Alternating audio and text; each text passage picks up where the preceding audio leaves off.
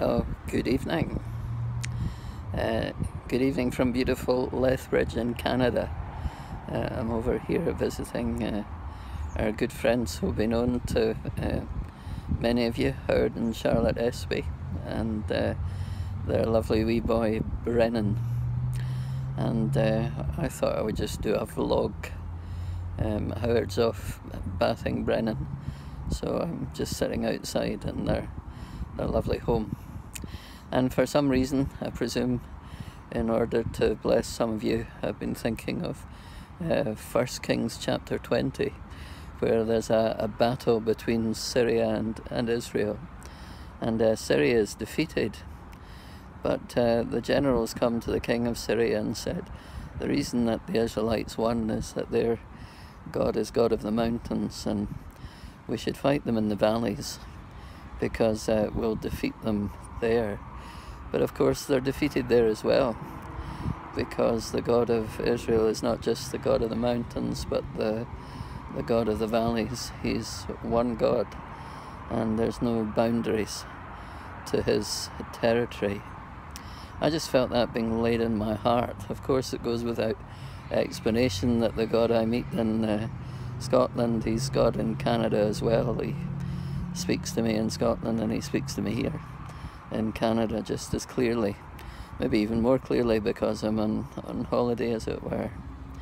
I wonder if in actual practice you have a God who is maybe God of the mountains but not of the valleys. He's God of this part of your life but not that part of your life. He's the God that you trust with certain areas of living, but when it comes to other areas of living, you're maybe not quite so sure that he can be God there, that he can come through for you there.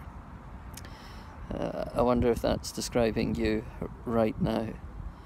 Do you believe that he's not just God of your spirit, he's not just God of your soul, but he's God of your body as well? Do you believe that he's not just God of what happens in your church life, but he's God of what happens in your work life as well? Do you believe that somehow he's not just God of certain sort of periods of your life, but actually in an inexplicable way that might cause you confusion, mystery, some serious thinking and wondering? He's God of your past, your present and your future. There's no limits, there's no territory boundaries. So the only reason I can think I'm doing a blog like this, despite just reassuring myself that the God I know in Scotland is God with me here in Canada, is that maybe there's somebody listening to this, and there is an aspect of life that you're facing right now.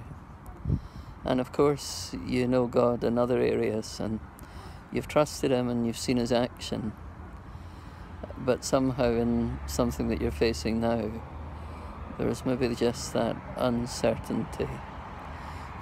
Why don't you take time just to read 1 Kings chapter 20 to remind yourself that God is God of the mountains and God of the valleys.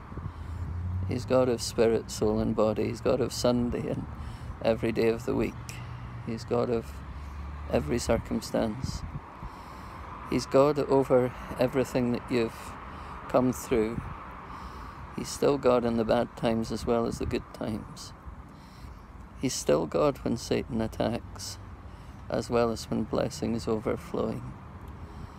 He's simply God, and by definition, almost, he's God of everything. He's God of all. So as I say, take time to read 1 Kings chapter 20 and ask God to use that to set your soul at peace and to bring you a great assurance concerning every circumstance, every time and space circumstance of your life right now. So God bless.